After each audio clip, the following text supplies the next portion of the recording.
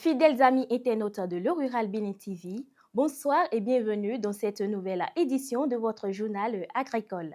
Voici les principaux titres. La fête de l'IAM célébrée le 15 août dernier au Bénin a mis en lumière ce tubercule très présent dans l'alimentation des Béninois. Mais comment bien conserver l'IAM après la récolte et éviter les pertes? Restez avec nous pour en savoir plus.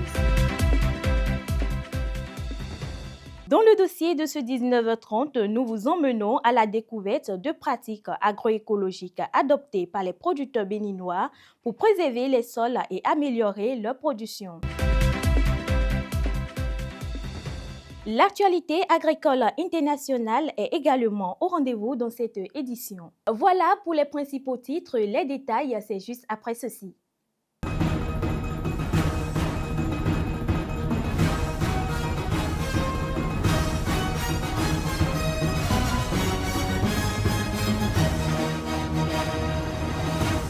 Chers amis internautes, merci d'honorer une fois de plus ce rendez-vous consacré aux informations agricoles sur la télé officielle du monde agricole. Avant d'ouvrir ce journal, voyons ce que Dame Nature réserve à nos braves producteurs de Pobet et de Guinzin. À Pobet, dans le département du Plateau, au petit matin, le ciel sera très nuageux avec une forte humidité pouvant favoriser un risque de brouillard. La température sera de 23 degrés Celsius pour un ressenti de 26 degrés Celsius en raison de l'humidité. Le vent soufflera à environ 10 km par heure avec des rafales pouvant atteindre 20 km par heure. L'atmosphère restera calme sans précipitation attendue et avec un risque de pluie nul.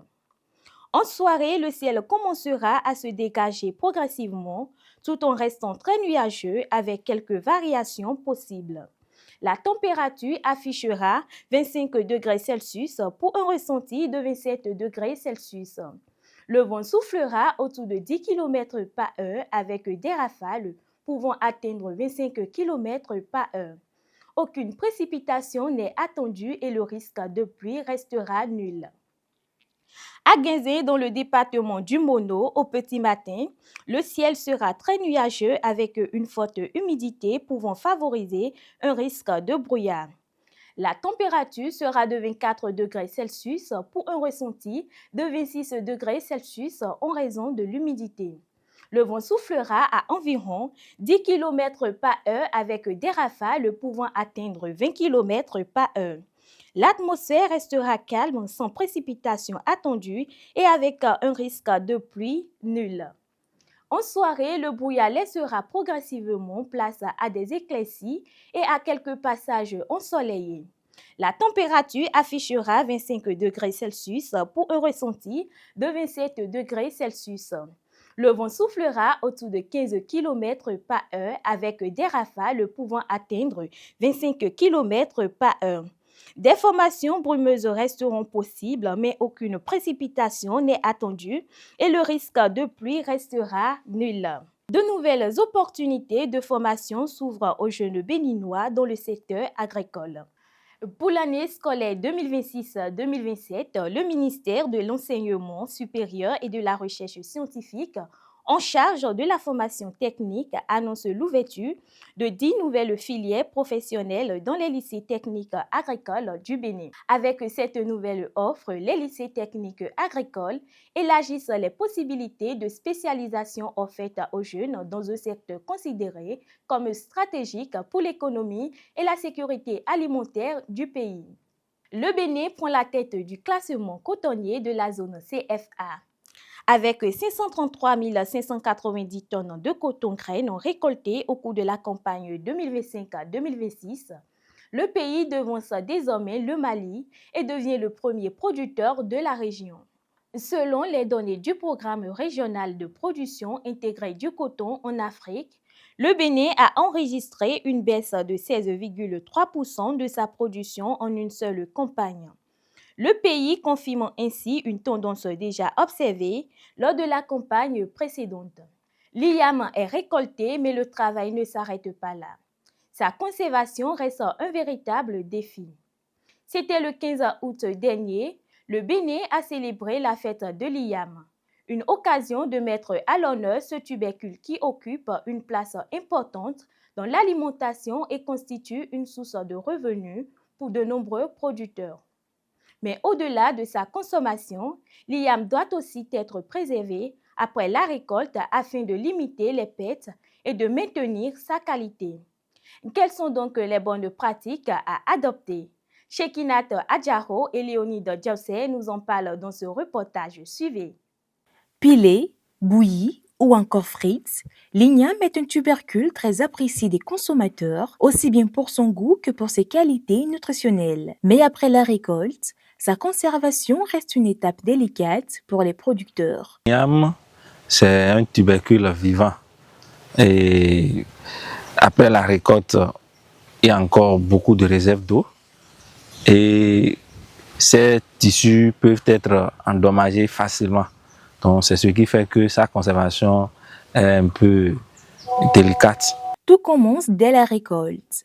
Lors de l'extraction des tubercules du sol, une attention particulière doit être accordée à leur manipulation afin d'éviter les blessures et les coupures. Nous avons les blessures surtout lors de la récolte. Il faut récolter avec précaution et délicatesse pour ne pas endommager les tissus. Parce que si on n'observe pas ces règles de précaution-là et il y a une blessure, ça sert de porte d'entrée pour les micro-organismes tels que les champignons, les bactéries. Donc, ce qui fait que ça accélère la dégradation de l'igname après la récolte. Pour une meilleure conservation, le choix du lieu de stockage est également déterminant.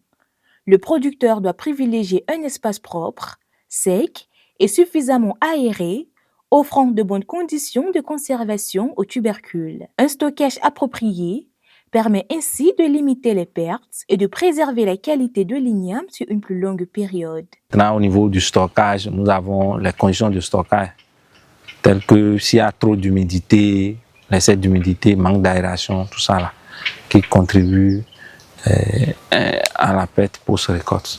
Aliment de base de nombreux ménages, l'igname constitue également une importante source de revenus pour de nombreuses familles.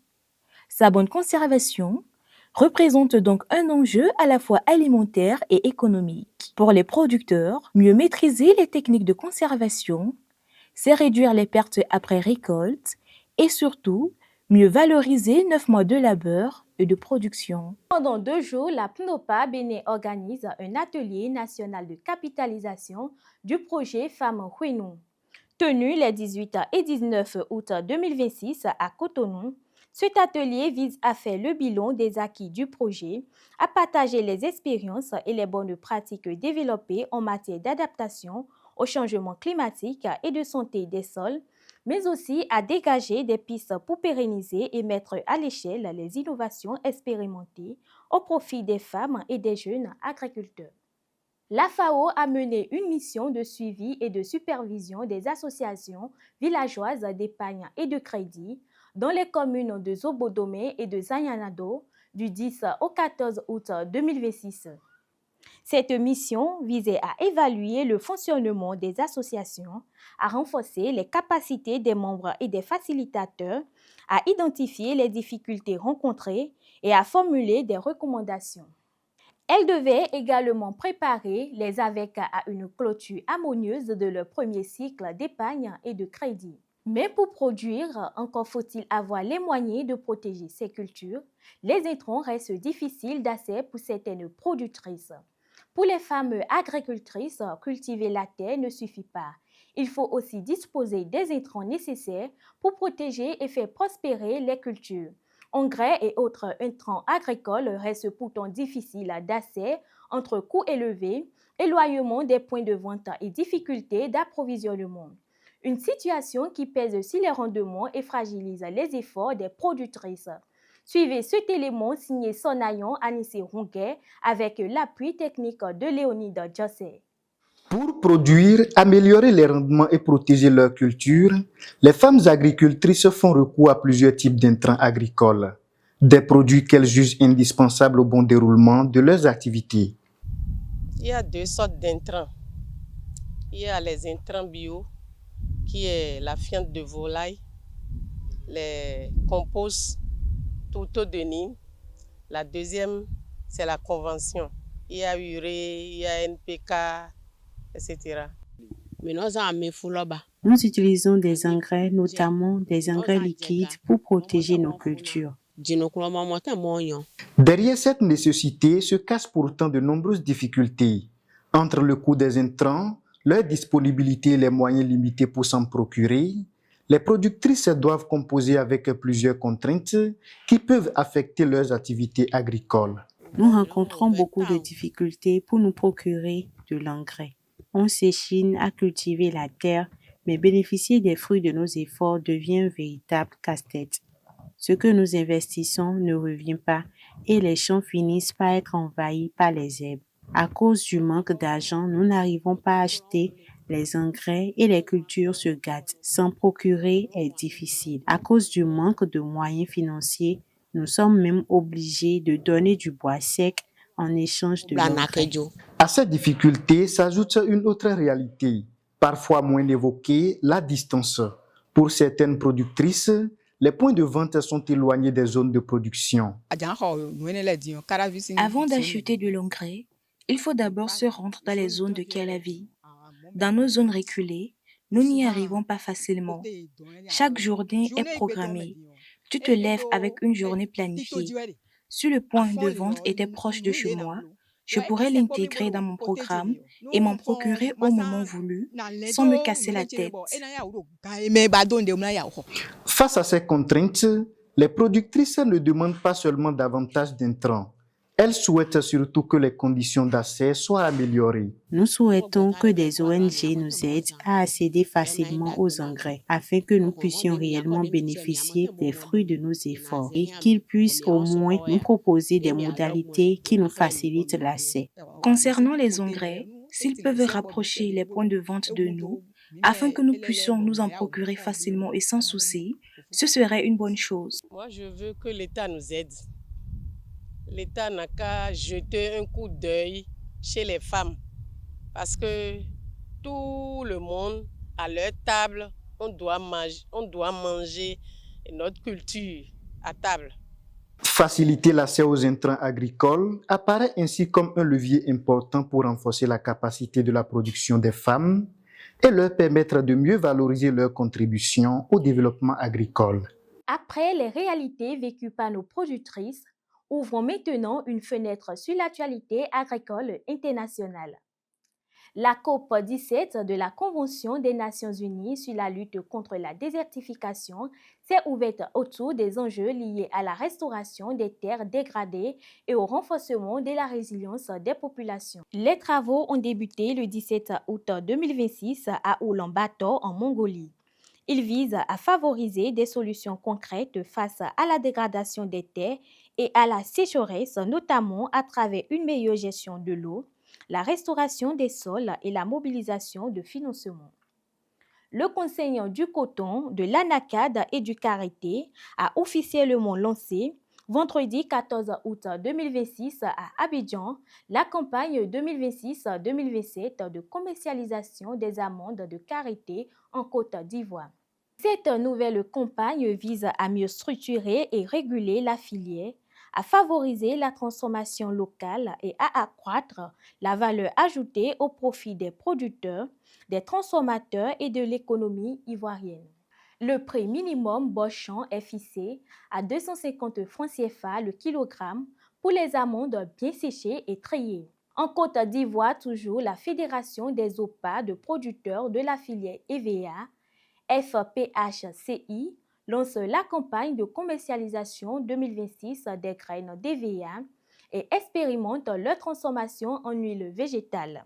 L'annonce a été faite lundi 17 août 2026 à l'hôtel Onomo Airport d'Abidjan. Cette expérimentation vise à renforcer la transformation locale des graines d'EVA tout en créant de nouvelles sources de revenus et d'emplois dans les zones de production. Pour cette campagne, la FPHCI prévoit de collecter 64 500 tonnes de graines contre 63 000 tonnes commercialisées en 2025. Retour au Bénin avec une question au cœur de l'avenir de notre agriculture. comment produire tout en préservant nos sols.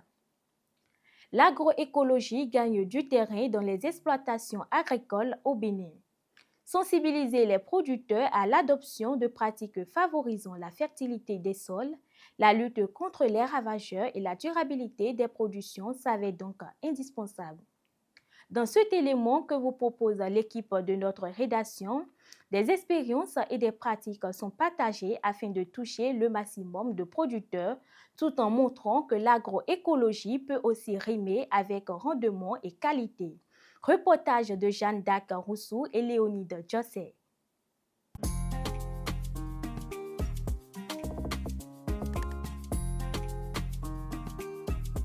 Désormais, au cœur de l'agenda 2030, le lien fondamental entre les personnes et la planète, ainsi que la nécessité de promouvoir une agriculture et des systèmes alimentaires durables, souligne l'urgence de prendre des mesures concertées et de mettre en œuvre des politiques orientées vers un changement transformationnel selon les données de la FAO. C'est à cette nécessité que répondent les pratiques agroécologiques.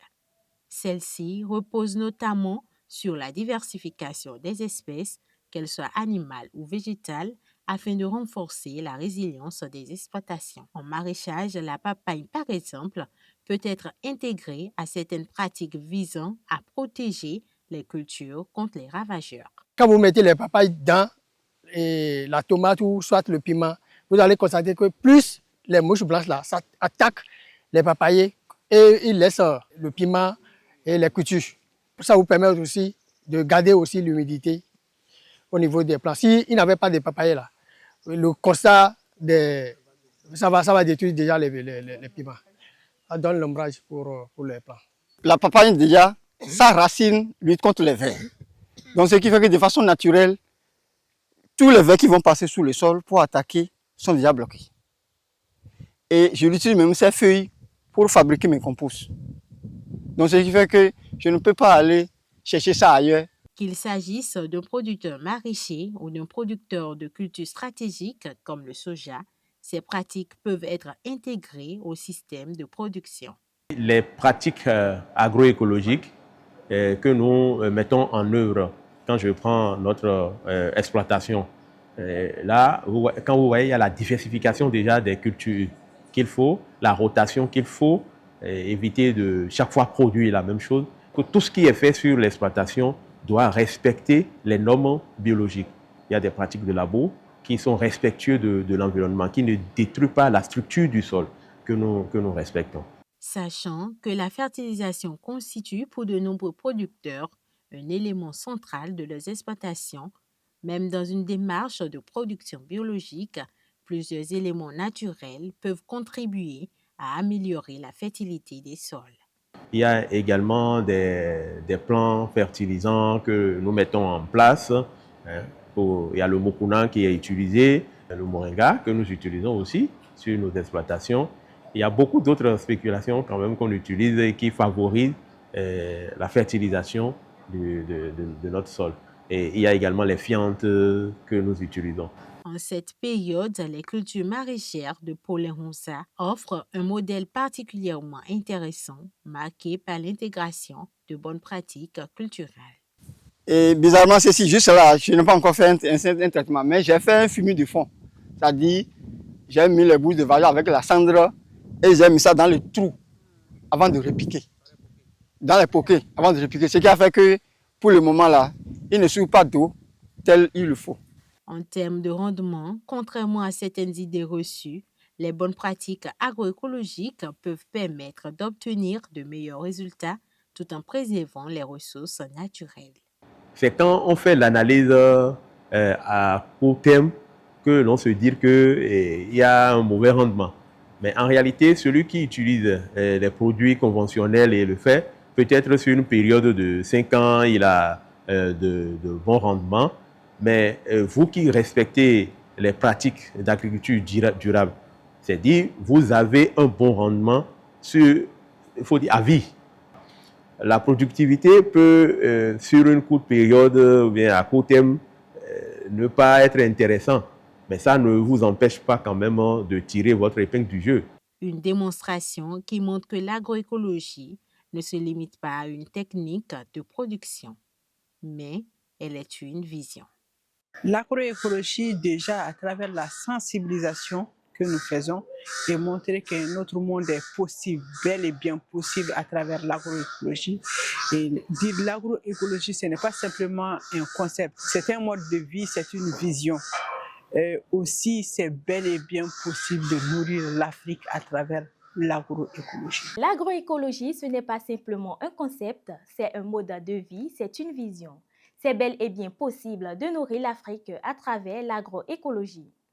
Et c'est sur ces pratiques qui dessinent une agriculture plus durable que s'achève votre journal. Merci de votre fidélité et merci de nous avoir accompagnés. À très bientôt pour un autre rendez-vous d'informations agricoles sur le Rural Bénin TV, la télé officielle du monde agricole. Très bonne soirée à toutes et à tous.